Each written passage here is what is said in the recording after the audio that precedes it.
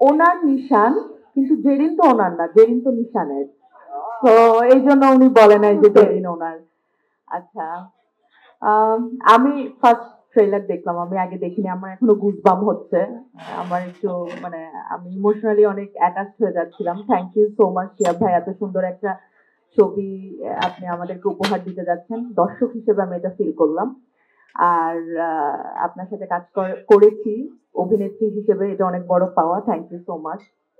আপনি আমাকে জেরিন করে পর্দায় নিয়ে এসছেন, এবং জেরিন হওয়ার পিছনে যে জার্নিটা ছিল, জেরিন হয়ে ওঠার যে জার্নিটা ছিল, সেটার যতটুকু আমার পরিশ্রম ছিল, ঠিক ততটুকু আপনারও পরিশ্রম ছিল।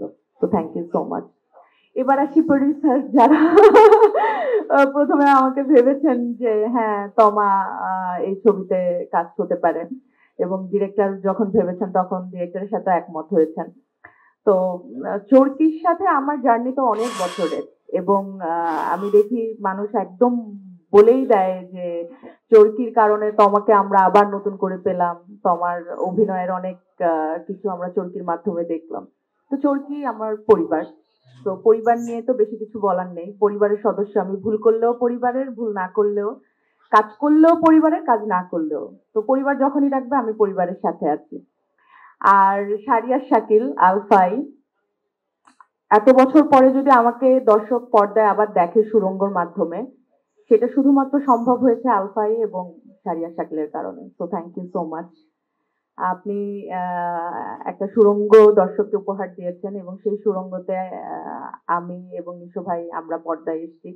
নিশো ভাইয়ের ফার্স্ট ফিল্ম, আমার নিশো ভাইয়ের সাথে ফার্স্ট ফিল্ম, এবং রায়হান রাফির সাথে ফার্স্ট ফিল্ম, সবকিছু মিলিয়ে অবশ্যই এটা আমার জন্য অনেক বড় একটা পাওয়া ছিল। আর কাকে নিয়ে বলবো, নিশানকে নিয়ে না নিশো ভাইকে নিয়ে? নিশানকে নিয়ে বলো, নিশো ভাইকে নিয়েও বলো, আর তোমার নিশানকে নিয়েও বলো। আচ্ছা, নিশানকে তো আমি অনেক ভালোবাসি, যেমন আমি মাসুদকে বাসতাম। এখন ওই ভালোবাসা এই ভালোবাসার মধ্যে কি পার্থক্য, সেটা আপনারা হলে গিয়ে দেখবেন। আর নিশো ভাইকে নিয়ে বলবো, নিশো ভাই তো নিশো ভাই, কি বলবো, বস তো বসই।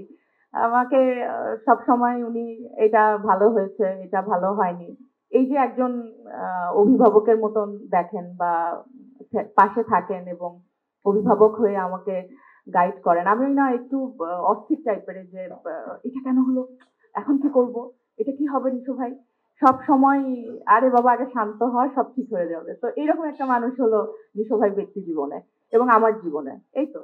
এবং এখানে যারা আছেন আমি জানি সবাই আমাকে অনেক স্নেহ করেন, অনেক ভালোবাসেন, আপনাদের সাপোর্ট সব সময় আমার সাথে ছিল, সব সময় থাকবেও আমি জানি। দাগি আসামিকে এবার সাপোর্ট করেন, এবং সাথে দাগি আসামির প্রেমিকা যারা আছেন, যে এদেরকেও সাপোর্ট করেন। Thank you. খবরের কাগজ, নিখাদ, নির্ভীক, নিরপেক্ষ।